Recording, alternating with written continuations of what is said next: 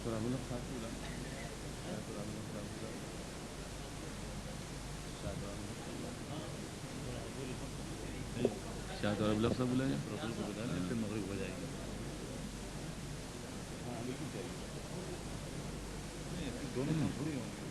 جائے گا، پھر ہو جائے گا۔ سامعین کرام و حاضرین کرام، اس وقت ایک عجیب کیف کا عالم تھا۔ مولانا کوثر نیازی تقریر کر رہے تھے اور ہم اعلیٰ حضرت کی بارگاہ میں پہنچ رہے تھے، اور جس طرح سے وہ ان کے ایک ایک خصوصیات اور ان کی ایک ایک واقعات کو بیان کر رہے تھے، تو ہم اس ایسے دور میں پہنچ گئے تھے جہاں ہم بالمشافہ اعلیٰ حضرت سے گفتگو کر رہے تھے اور ان کے چہرہ زیبا کی زیارت کر رہے تھے۔ اللہ تعالیٰ ان کو جزائے خیر دے۔ بہت اچھی تقریر کی اور بڑی عالمانہ اور بڑے دلائل اور تاریخی دلائل کے ساتھ اعلیٰ حضرت کی قداور شخصیت کا نقشہ پیش کیا ہے۔ اس وقت میں ہمارے پاکستان کے مشہور خطیب اور قابل صد احترام حضرت مولانا علامہ تراب الحق قادری صاحب ہمارے یہاں تشریف رکھتے ہیں۔ میں ان سے درخواست کروں گا کہ وہ تشریف لائیں اور اپنے خطاب سے نوازیں۔ ہو گیا؟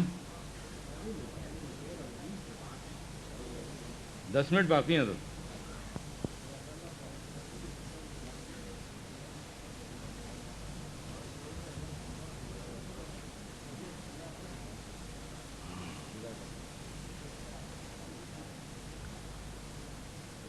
باللہ من الشیطان الرجیم بسم اللہ الرحمن الرحیم الا ان اولیاء اللہ لا خوف علیہم ولا هم یحزنون صدق اللہ مولانا العظیم وصدق رسولہ النبی الکریم ان اللہ وملائکتہ یصلون علی النبی یا ایہا الذین آمنوا صلوا علیہ وسلموا تسلیما اللہم صل علی سیدنا و مولانا محمد معدن الجود والکرم وآلہ وبارک وسلم صلاۃ و سلاما علیک یا سیدی یا رسول اللہ۔ محترم و محترم جناب صدر و محترم و محترم مہمان خصوصی، لائق صد احترام مہمانان گرامی، علماء کرام، حاضرین مجلس، یقیناً مجھ سے قبل اور مغز مقالے اور تقاریر آپ حضرات نے سماعت فرمائی۔ آج اس عرس کے موقع پر تحقیقات امام احمد رضا کی یہ کانفرنس اعلیٰ حضرت امام اہل سنت رحمۃ اللہ تعالی کے وصال کے 71ویں برس منعقد۔ گویا اس دنیا سے امام اہل سنت کو گئے 71 برس ہوئے، اور اب بھی بعض گوش امام اہل سنت کے ایسے ہیں جو عوام کے سامنے نہیں آئے۔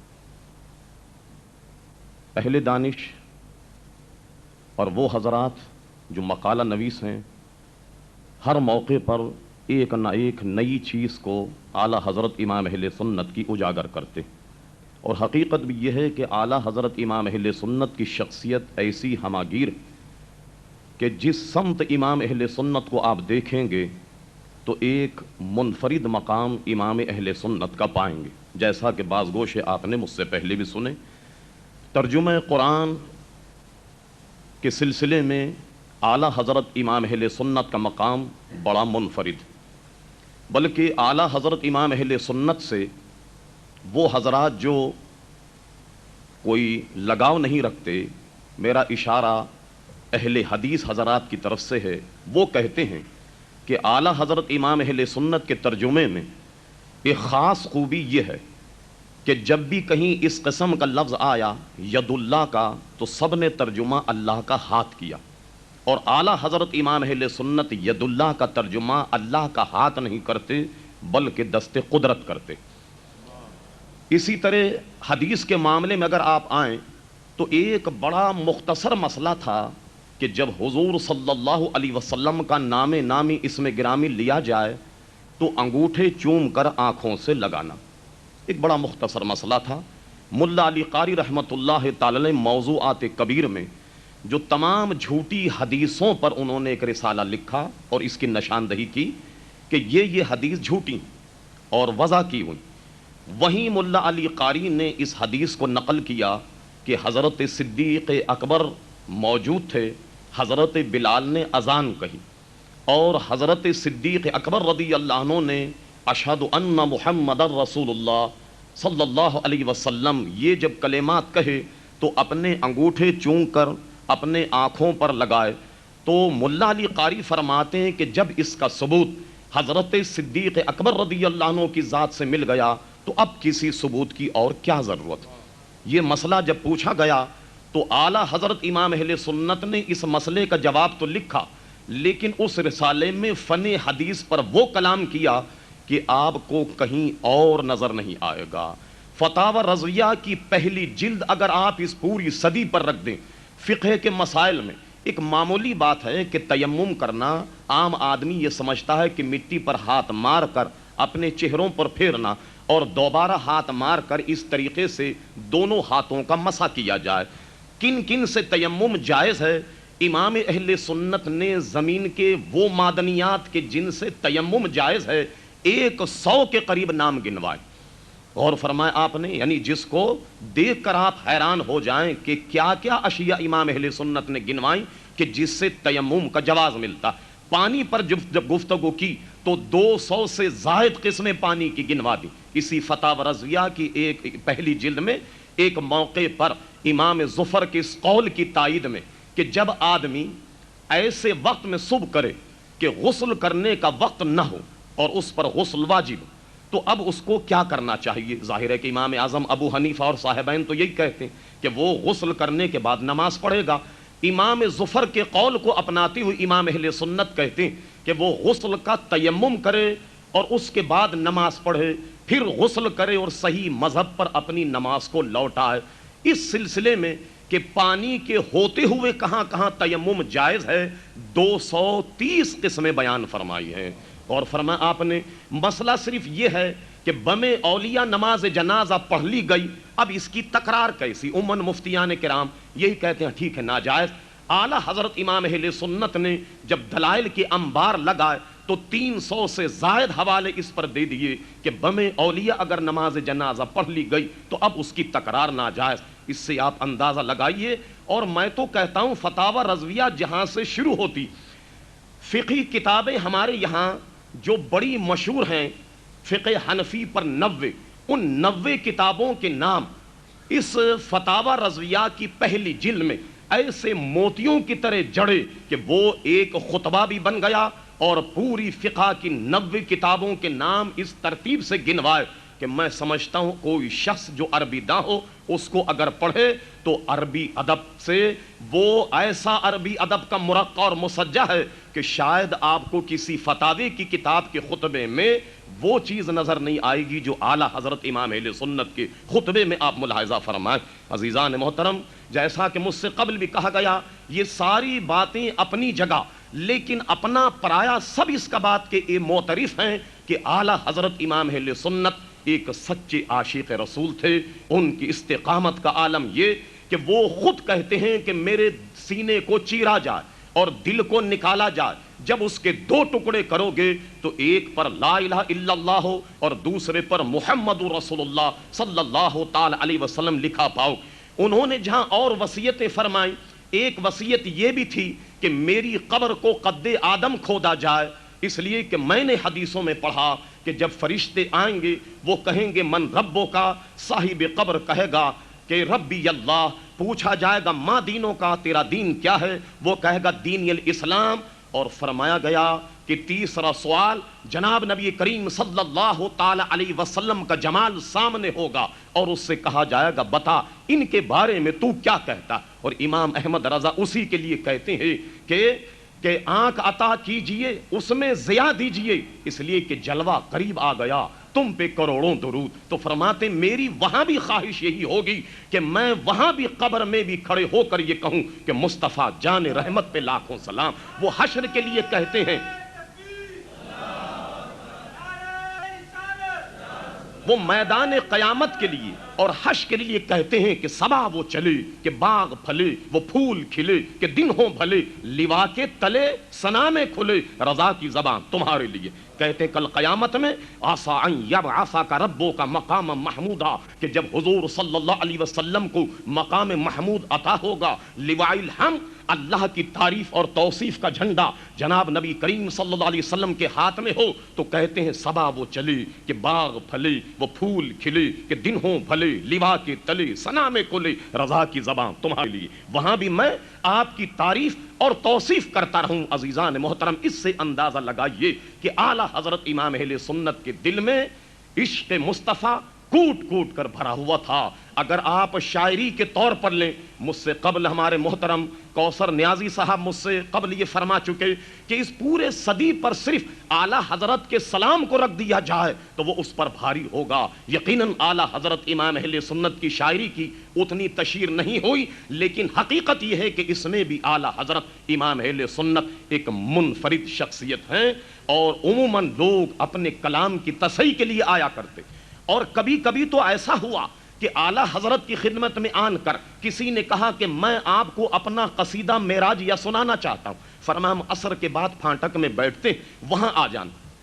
انہیں مدعو کیا اور خود قصیدہ معراجیہ تحریر فرمایا. ہمارے محترم پروفیسر نظام الدین بیگ جام نے اس پر بہت شاندار مقالہ لکھا, یعنی قصیدے معراجیہ پر, اور جتنے قلمی قصائد تھے ان کو سامنے رکھ کر یہ فیصلہ دیا کہ آج تک جتنے قصیدے معراجیہ لکھے گئے اعلیٰ حضرت امام اہل سنت کا قصیدہ اس میں منفرد. تو جب وہ آئے, امام اہل سنت نے اپنا قصیدہ تیار کر لیا, وہ سنانے لگے تو فرمایا ذرا ہمارا سنا جائے. تو امام اہل سنت نے اپنے قصیدے کے چند ہی شعر سنائے کہ ان کو پھر اپنا قصیدہ سنانے کی ہمت نہیں ہوئی. ایک صاحب آئے تو کہنے لگے, انہوں نے یہ مصرع کہا کہ کب ہیں درخت حضرت والا کے سامنے کہ مجنو کھڑے ہیں خیمہ لیلا کے سامنے. فرمایا اعلیٰ حضرت امام اہل سنت نے یہ کیا انصاف ہے, تم نے اس شاخ کو مجنو سے تعبیر کر دیا ہے اور حضور صلی اللہ علیہ وسلم کے گھر کو مجنو گویا لیلا کے جھوپڑے سے تعبیر کر دیا. ارے کا عشق مصطفیٰ کا تقاضا یہ ہے کہ یوں پڑھو کہ کب ہیں درخت حضرت والا کے سامنے قدسی کھڑے ہیں عرش معلا کے سامنے.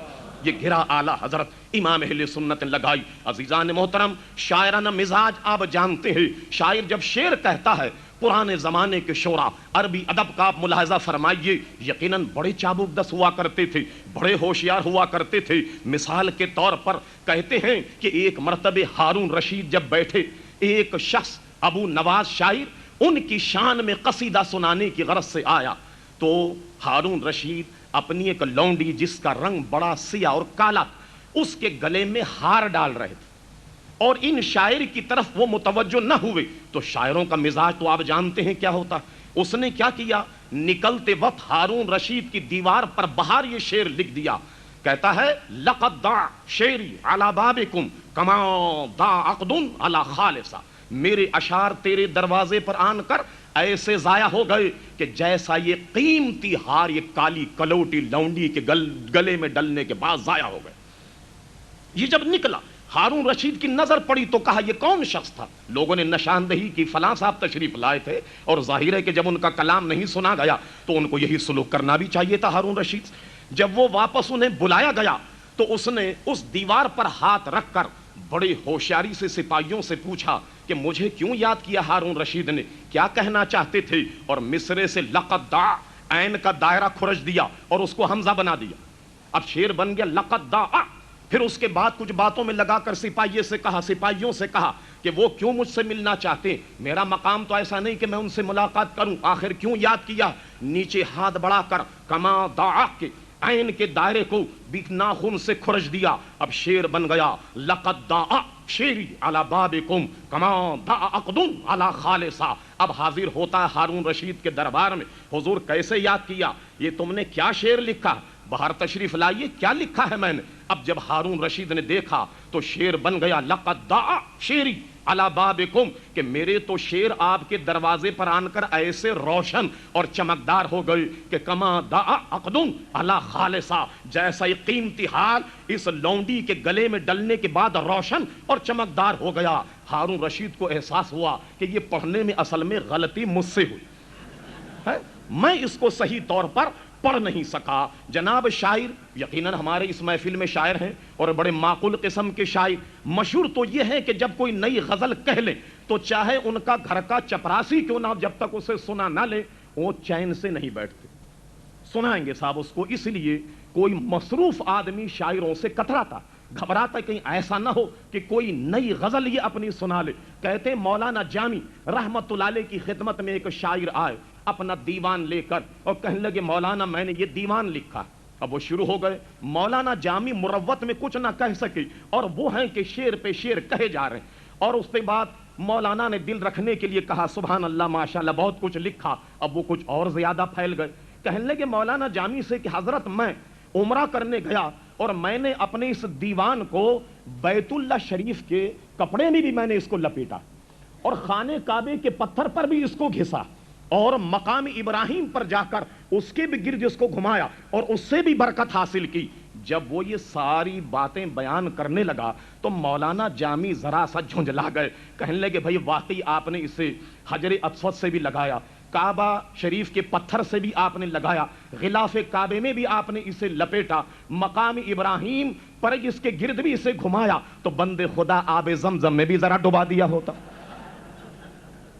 کم سے کم یہ برکت بھی حاصل کر لی ہوتی کہ آب زمزمی سے تھوڑا سا تم ڈبو دیتے تاکہ کچھ ہمارا وقت تو بچ جاتا۔ جب یہ ساری برکتیں تم نے حاصل کر لی تو یہ کام تم نے نہ جانے کیسے چھوڑ دیا۔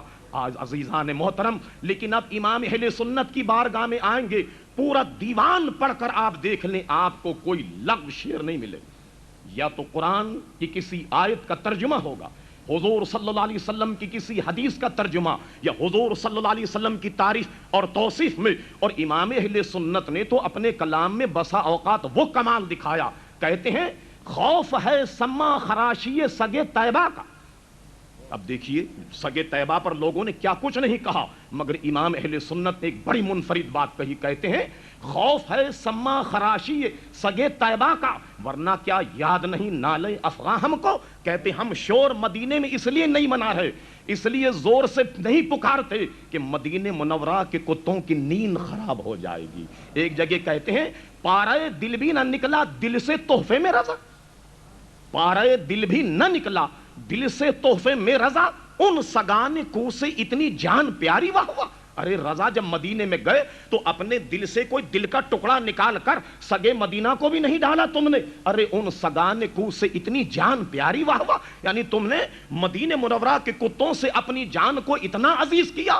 دیکھیے سگان کو کا ذکر کس نے نہیں کیا ہوگا، لیکن اعلی حضرت امام اہل سنت آپ کو اس میں منفرد نظر آئیں گے، اور کہتے ہیں کہ ان کی حرم کے خار کشیدہ ہیں کس لیے؟ بھئی حرم کے خاروں پر کس نے کیا کچھ نہیں کہا ہوگا، مدینہ منورہ کے کانٹے اور جناب اس کی تعریف اور توصیف میں عجیب عجیب رنگ اور عجیب عجیب بات کہی، لیکن وہ کیا کہتے ہیں ان کی حرم کے خار کشیدہ ہیں کس لیے؟ آنکھوں میں آئیں سر میں رہیں دل میں گھر کریں۔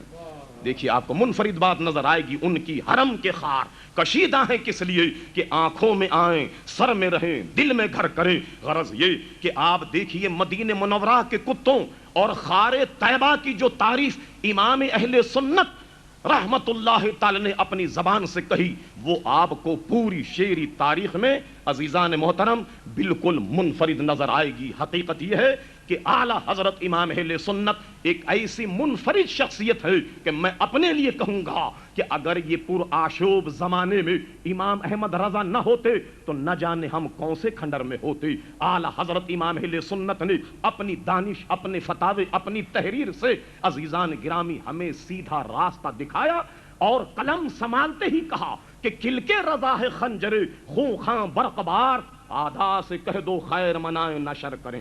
یہ مانا کہ کہتے ہیں کہ ان کی تحریر میں تشدد ہے، مگر ایک مرتبہ اس کا ذکر صدر الافاضل بدر المماثل مفتی نعیم الدین مراد آبادی رحمت اللہ علیہ نے کیا کہ حضور آپ کی قلم میں بڑی شدت ہے، آپ کچھ نرمی اختیار کریں تاکہ وہ لوگ جو آپ سے محبت نہیں رکھتے وہ آپ کی تحریر پڑھیں۔ امام اہل سنت کا مسلک سنیے کیا، امام اہل سنت کہتے ہیں نعیم الدین میری خواہش تو یہ تھی کہ میرے ہاتھ میں ہوتی تلوار اور دشمنان مصطفیٰ کی ہوتی گردنیں، مگر اس پر اختیار نہیں، اللہ نے مجھے قلم عطا فرمایا ہے، میں قلم سے ان کی گردن قلم کرتا ہوں۔ اور سنو فلسفہ یہ ہے کہ جب ان کے ہاتھ میں میری کتابیں جاتی ہیں تو جب یہ میری کتابوں کو پڑھتے ہیں تو جب یہ مجھے گالیاں دیتے ہیں یا مجھے برا بھلا کہتے ہیں تو کم سے کم اتنی دیر ان کی گالیوں سے مصطفیٰ کی ذات تو بچ جاتی ہے۔ اور فرمایا سنو میرا مسلک یہ ہے کہ ہر اعلیٰ چیز ادنا پر قربان ہو جاتی ہے، پیسہ جسم پر، جسم جان پر، جان آبرو پر قربان ہو جاتی ہے۔ اگر آپ کا بدن بیمار ہو جائے تو آپ پیسے خرچ کرتے ہیں، ورنہ پیسہ کسی کی جیب سے نکلتا نہیں نکلتا۔ بیمار ہو گئے، پیسہ بہت عزیز مگر جان سے عزیز نہیں، اب جان پر قربان کرتے ہیں اور جسم پر قربان کرتے ہیں۔ جان پر کوئی بات آ جائے تو جسم کا کوئی حصہ بھی آپ اس پر قربان کرنے کے لیے تیار ہو جائیں۔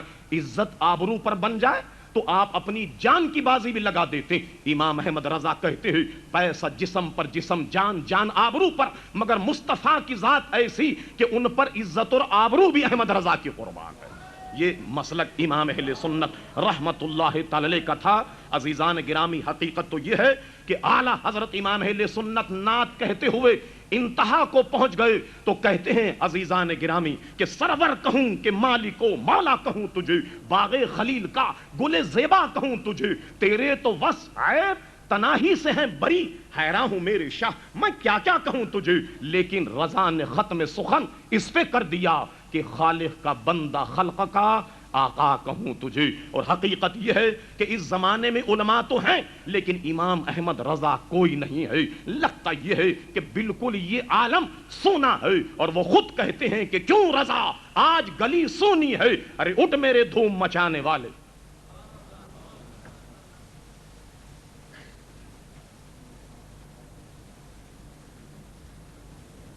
محترم حاضرین کرام، نماز مغرب کا وقفہ ہوگا، اب اس کے بعد ہمارے مہمان خصوصی اور صدر محترم کی تقاریر ہوں گی، اور اس کے بعد جس انعام کا امام احمد رضا ریسرچ ایوارڈ کا اعلان کیا گیا ہے وہ ان بزرگوں کو دیا جائے گا جن کے نام کا اعلان کیا گیا ہے۔ تو نماز مغرب کے لیے تشریف لے چلیں۔